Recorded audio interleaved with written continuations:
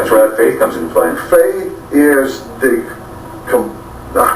well, it says it in the scripture, it's impossible to please God without faith. Yeah. Faith is everything. Me and Celeste was talking about this yesterday. We were talking about faith, and our pastor give a great lesson on it. You know, and faith is completely leaning upon God. You know, and when he put it like, he was leaned up against the chair, and he said, faith, you look at it, you don't know if I'm completely got all my weight on the chair. I might have part of my weight on my legs. This was the greatest thing. And he said, but the only way to know is to pull the chair out from under me.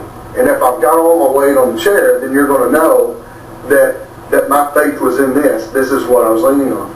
And that's where you got to get to in life. The bad days, the good days, you got to just completely lean on Him. Great word, Jason. I think you got everyone's vote for your pastor gig. I was saying, preach it. Tell them to come on. Gaither, give us an update on the Gaither tours. How's that going? Are you still on there? No, that was I filled in for a little while. When Guy came off the road, I filled in for the vocal band with the vocal band for a while, and man, what a highlight that was in my life. You know, they were the reasons that I started singing. I heard Michael English sing on a Gaither homecoming video, one of the very first ones. I think Old Friends video, I think it was. I think that's the first one. Yeah. And so anyways, I heard him sing Had It Not Been and some other tunes, and I said, man, I didn't know you could sing gospel music like that. Count me in. And so to go and fill in for, you know, very one that, you know, the group that I heard sing, you know. It was such an honor. Met some great people. It was a lot of fun. Awesome. We're gonna start rocking through some of these questions since they're pouring in here. See if we can get to a lot of them.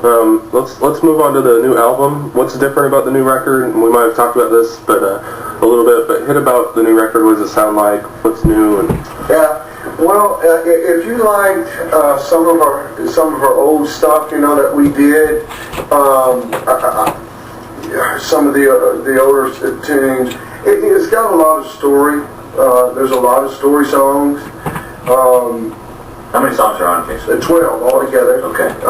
We did a lot of story songs. One of the songs that's neat that they asked about the touring with Gaither, we put on the record because we sang on the vocal with the vocal band, and Bill came to me and asked. He said, "Do you know Daystar?" And I said, "Man, yeah, I know that." So we started singing it, and it started going over great. And people were asking for it. I mean, every night people were coming up to the table. Where do I get this? Where do I get this? Where do I get it? And so it was a no-brainer. I was like, you know, and so we put that on there. And David Phelps and Wes Hampton came and sang on it with me.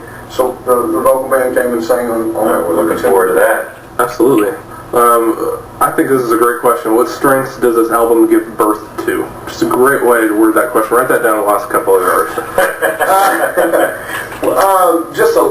It's a lot. It has to deal with the family. It has to deal with marriage. It has to deal with relationship. It has to deal with, you know, it hits some areas that's just not, you know, some things that Christ is kind of an everyday thing, you know, it talks about, oh goodness, you know, how we're so easy to judge. And it's a neat, there's one in there called Somebody Like Me, which was written by Neil Thrasher, produced by Tommy Sims. So, you know, it's a really cool track and a really happening song. The song talks about an old drunk that stumbles in and they're singing Amazing Grace, and he comes in to find grace, but he finds judgment from the people. And then the song goes on and says, well, somebody should have got up and ran down, and somebody should have hit a knee, and somebody should have talked to him, somebody should have played with him. And then it goes, somebody like me. I should have been the one. You know, so it kind of challenges us. It's got a great lyric, and it's happening. Awesome. Great. Give us a quick update on the family. How are they all doing? Everybody's doing wonderful. Busy week. Just dropped my kids off to school just a few hours ago.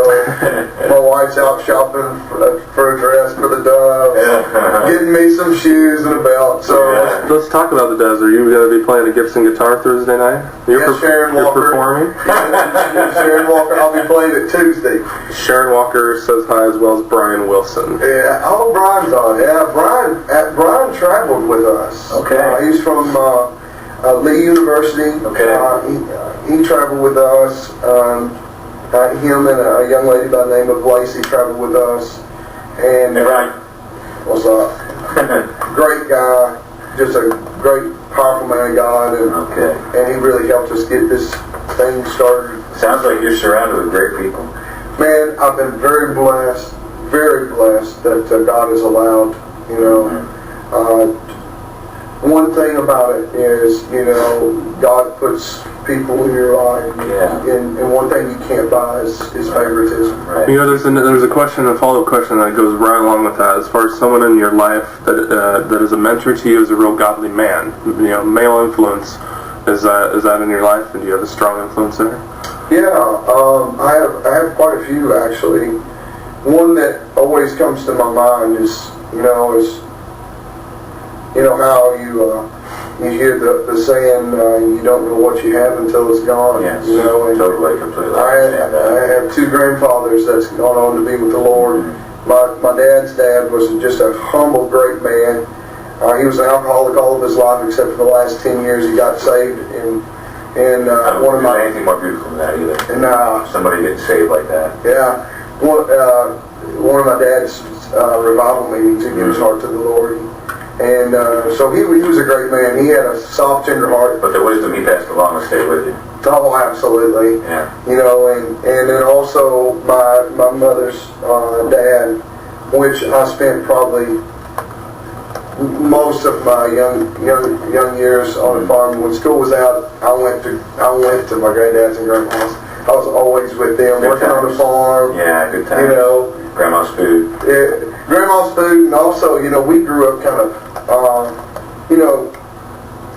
big family. Yeah. Dad was a pastor of a little country church. Yeah, you didn't have a lot of resources.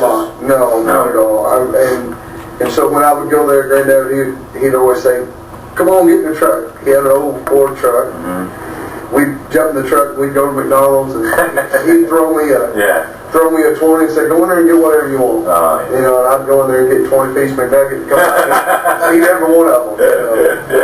And those things, just not only that, but watching him. Yeah, showing you love. Yeah, he's just such a godly man.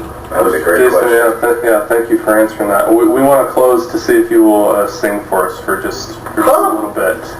It's putting you on the spot, and if it's morning, it's a little froggy, we'll just all go out and buy a new shoe. Sure. This is for anybody that has a birthday out there. Happy birthday. I'm just kidding. Man, that's original. What are you kidding, dude? Seriously. You don't have to. You don't know. That's fine. Man. It's alright, don't worry. We'll just all go out and buy your CD. How about we all do that? Yeah, that sounds great. We'll get something going later. Hey, Jason, thanks for spending time Are you with us. kidding? Thank you so much. We really This has been wonderful. Blessings to You got a great attitude and great spirit in this room. And obviously got some fans that are shocked by the whole decision, and as we were, I mean, it was a decision that.